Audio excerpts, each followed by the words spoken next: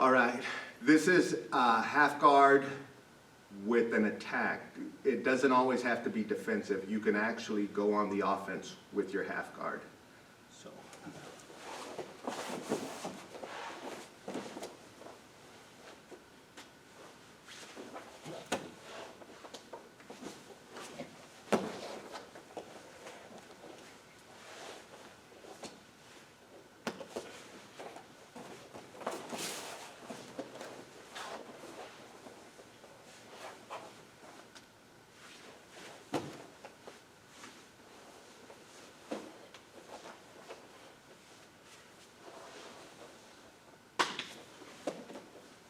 Okay, going back to the half guard, and we've gone over the half guard in previous videos. This is going to build up on it.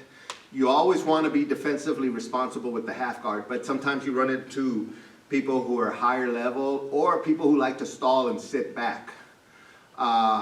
When that happens, then you don't want to stay there, because especially at the higher level jiu-jitsu player, when they you give them long enough, they're going to find a solution. And so you really don't want to stay in the half guard and admire what you're doing. What you want to do is you want to get to it. If you stabilize this position in jiu-jitsu, you always want to stabilize whatever the movement is, and then once you're in a stable platform, then you go into attack. That's the best way to go about jiu-jitsu, in my opinion. So we're going to start again. He's playing very responsible half guard by having pressure on this hip. This hip is the entire key, in my opinion, to the half guard, even more important than the knee shield. Because once I clear this, it no longer becomes a really good half guard. It becomes a half guard that's about to be passed. Because I've cleared the knee for all intents and purposes. There's toe holds, there's passes, there's all kinds of things that are going to happen, and the vast majority are in my favor. I'm not saying it's the end of the world for you if they get to this point, but it's not in your best interest to let him get past your knee. By just putting his knee on my hip and being active with it and not being lazy and keeping it on the mat, that presents a problem to me to where I can't rotate to start to go around him. If I put my hand here, he's going to pull it off, right? And as he pulls it off, then I've lost it. If he puts his hands on my knee, it doesn't matter that I push his leg through, because I still can't rotate because he's blocking my knee.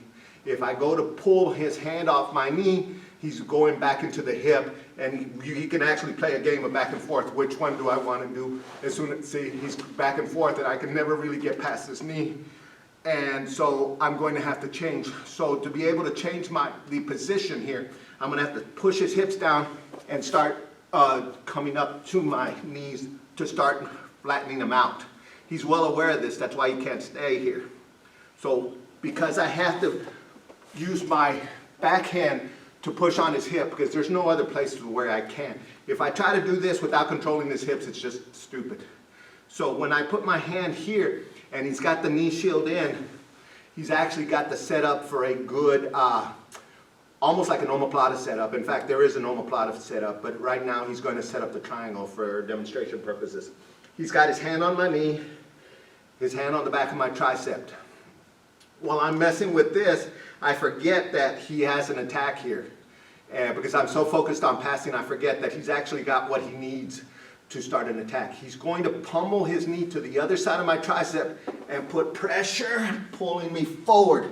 It's a strong move, because my hand was away from, my elbow was away from my body, so that means it's a strong move for him.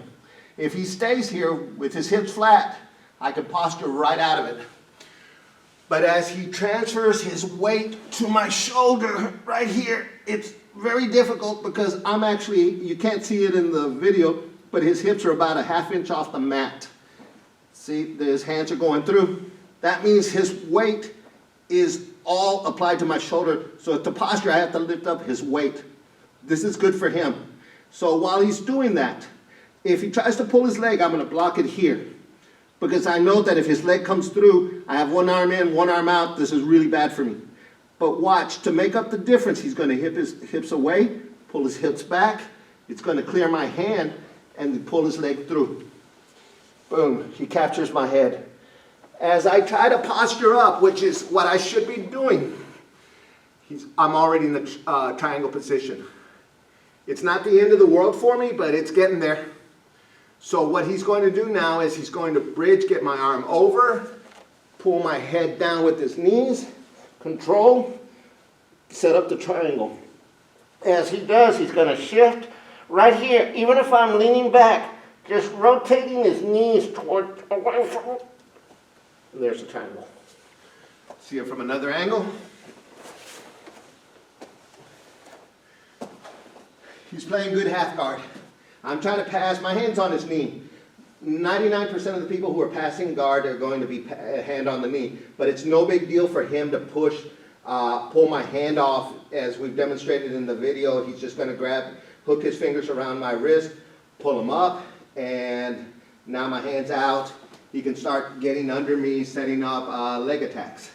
So I'm sitting back, I'm holding him right here. He's blocking my knee, just kind of extra insurance, so that because some people are real fast, if he's not blocking my knee and I go, boom, I've already got a very good advantage here. It's, again, it's not the end of the world for him, but I just made it life much, much harder for him. But if he's blocking my knee here, even if I beat the knee, I'm still not going to be able to rotate. So that's always a good rule of thumb, to have the hand on the knee to kind of block it, keep it there.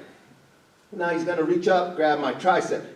The knee, as soon as it clears my tricep, has to be coming forward to where I have to post. As I start to post, he's going to transfer his weight onto me, right there, hip away a little bit, clear his leg, shoot through. I'm going to be trying to posture. As soon as that happens, again, he's going to bridge, and as he collapses, he's going to bring his knees to his chest, then switch the angles by using his knee, connecting, triangle. Play with it, see what you think, let us know in the comments. Thank you.